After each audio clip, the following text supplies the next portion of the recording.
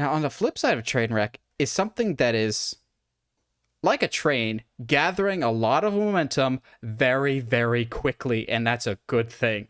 And that is the Batgirl movie, which, according to some reports and some insiders, might not be getting an HBO Max release at all. It might be going theatrical. Yeah, boy!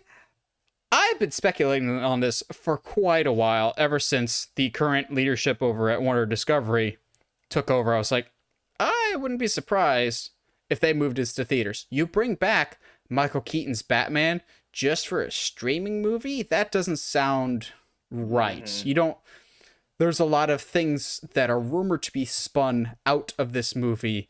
This is supposed to be like the start of a new era. You don't put that on streaming. Plus, this got announced around the exact same time as the Blue Beetle movie. The Blue Beetle movie quickly got upgraded from HBO Max to theaters. Also, while he is not currently at CinemaCon, Warner Bros. Discovery chief and fixer of all problems, David Zaslav, is not currently at CinemaCon, but he has said, we absolutely remain committed to the theatrical experience. We're not doing day and date anymore. Our studies have shown putting it in theaters first and then to streaming does significantly better for us. I'm going, wow. All right. Wow. Would you look at that? An executive that actually looks at the data and acts accordingly. What a weird concept. He doesn't want to burn bridges. That's so bizarre.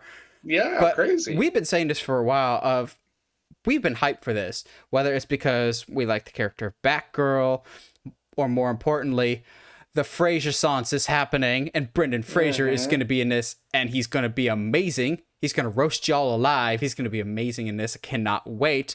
Or, most importantly, I wanted to be able to see this in theaters so I could scream my head off like the little girl that I am when Robin shows up in a post-credits scene. I refuse to let that go. It's going to happen, and you're going to hear my screams of joy no matter where you live in the world.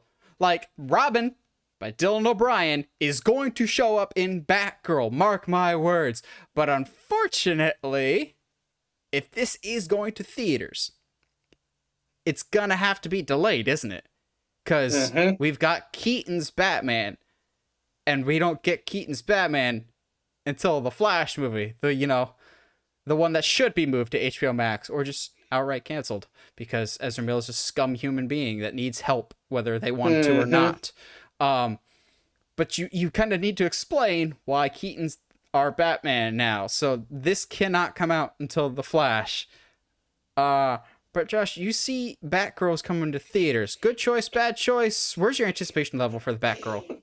Well, I think you and I are always of the mind that good content, all the better content needs to go to the theaters, and I think superhero content, especially, it's gonna be better in a theater. When you have a big scope, you need a big screen. So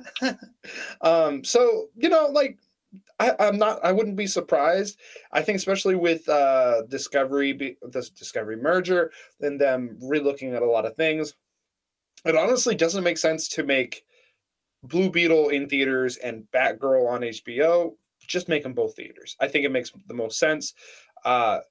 So that way you don't have certain aspects of your story locked behind a subscription paywall.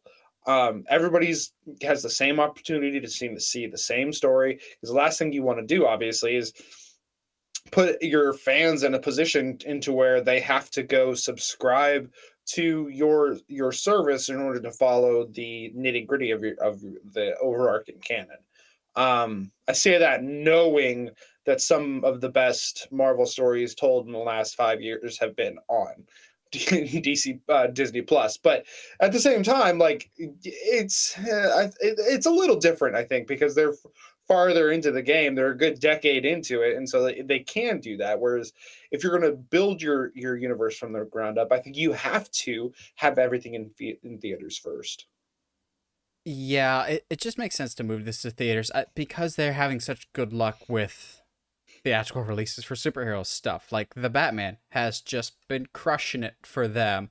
The Batman has been crushing it on HBO Max. Like, it's the second most viewed thing in its debut weekend ever, behind only Mortal Kombat. And I'm going, I think that's more just because people didn't want to spend the money in theaters to see Mortal Kombat.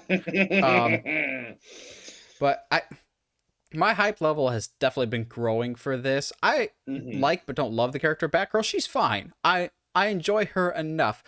It's also could be I like her by proximity to certain other characters that she's very much connected to. Um, and after seeing In the Heights, I'm very excited to see what Leslie Grace brings to the table. While I didn't love In the Heights, I really liked her character, and I think she'll be a great Batgirl. This is a smart move. Warner Bros. Discovery seems to be in the business of making smart moves. Now make the smart move and get rid of Ezra frickin' Miller. They are a very dangerous individual who's going to end up truly hurting someone if they don't get help soon. And honestly, just I know you've poured a lot of money in The Flash. Recast, reshoot, Mhm. release. It's yeah, we'll talk about it a bit later how he's mysteriously absent from all of the material. But Yeah. yeah, I think it's yeah, I agree though. It's the smart move to bring Batgirl to the big screen.